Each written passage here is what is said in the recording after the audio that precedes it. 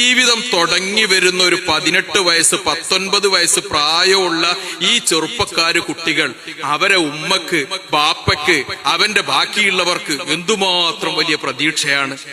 ആ പ്രതീക്ഷയിൽ അവിടെ വെച്ചുകൊണ്ട് അവൻ അവിടെ ഒരു ഭാഗം തളർന്ന് കിടപ്പിലായി പോകുന്ന രൂപത്തിലേക്ക് മാറിയതിന് ഒറ്റ കാരണമുള്ളത് അവന് മയക്കുമരുന്നിന് അഡിക്റ്റ് ആയിരുന്നു എന്നതാണ്.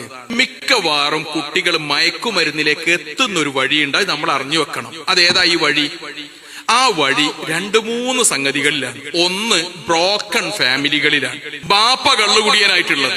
ഇങ്ങനൊക്കെ ഉള്ളിടത്താണ് മക്കള് വേഗം മയക്കുമരുന്നിലേക്കും അതുപോലെയുള്ള സംഗതികളിലേക്കൊക്കെ പോണത്. ഒന്നാമത്തെ കാര്യം ഇത് നമ്മൾ ഏത് സമയത്തും ശ്രദ്ധിക്കണം.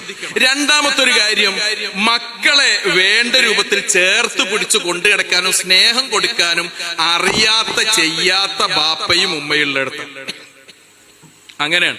അങ്ങനെ വരുന്ന സമയത്താണ് ഇവൻ ഒരു ഒരേല് സമാധാനമില്ല, എവിടോ പോയി അങ്ങനെ കുത്തിരിക്കുകയാണ്. ക്ലാസ്സിൽ ഇങ്ങനെ നിൽക്കുകയാണ്. സ്കൂളില് ബെല്ലടിച്ച് കഴിഞ്ഞപ്പോഴും ഓൻ ആ ഗ്രൗണ്ടിന്റെ മൂലയെ കുത്തിരിക്കുകയാണ്. ചിലപ്പോ ബസ് സ്റ്റോപ്പിലൂടെ ഇങ്ങനെ പിന്നെ ബസ്സിൽ ഇങ്ങനെ പോണ സമയത്ത് അല്ലെ ബസ് സ്റ്റാൻഡിൽ ഇരിക്കുമ്പോ ഇവൻ ഒരു വല്ലാത്തൊരു അവസ്ഥയിൽ ഇരിക്കുകയാണ്. അപ്പോഴാണ് മറ്റേ ചെങ്ങായി മെല്ലെ എന്നും നോക്കുകയാണ്. അവനെ നോക്കിയിട്ട് അടുത്ത് വന്നിട്ട്, എന്താണ് എന്റെ പ്രശ്നം?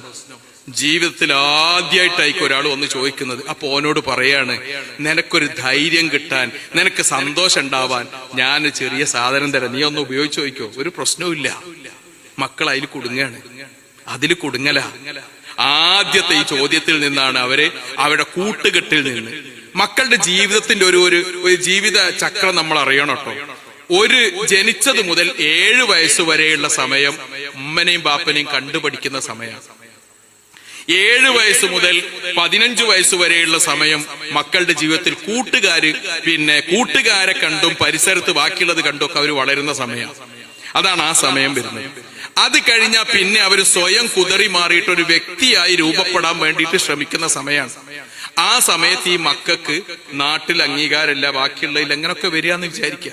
എന്തായിരിക്കും സംഗതി? ആ പൊരുത്തം പറഞ്ഞു, എടാ എനിക്ക് അംഗീകാരം കിട്ടാൻ ആരും എന്നെ ബഹുമാനിക്കുന്നില്ല, അല്ല എന്നാ എനിക്കൊരു പണി തരാം, എല്ലാരും എന്നെ ബഹുമാനിക്കും, എനിക്ക് നല്ല ധൈര്യം ഉണ്ടാകും, എല്ലാവരും വർത്താനം പറയാൻ പറ്റും, നിന്നെ ചൂഷണം ചെയ്ത ആളുകൾക്കെതിരെയൊക്കെ നിനക്ക് നീങ്ങാൻ പറ്റും എന്നാന്ന് പറഞ്ഞിട്ട് കൊടുക്കുമ്പോ ആ കുട്ടി വാങ്ങാണ്. വെറുതെ കൊടുക്ക, നീ ഒന്ന് ഉപയോഗിച്ച് നോക്കുന്ന് പറയാണ്. ഒരിക്കലൊരു ഉമ്മ എന്റെ അടുത്ത് വന്നു. ആ ഉമ്മ എന്റെ അടുത്ത് വന്നിട്ട് പറഞ്ഞു, ഉസ്താദേ, എന്റെ മോന് അവന് ചെറിയ കുട്ടിയായിരുന്നപ്പം ബാപ്പ ഞങ്ങളെ ഉപേക്ഷിച്ചു പോയതാ. ബാപ്പനവൻ കണ്ടിട്ടില്ല, കണ്ട ഓർമ്മോനില്ല, കണ്ടിട്ടുണ്ട്, കണ്ട ഓർമ്മയില്ല. ഞാൻ അവനെ പോറ്റി വളർത്തി ഈ വലിയ രൂപത്തിൽ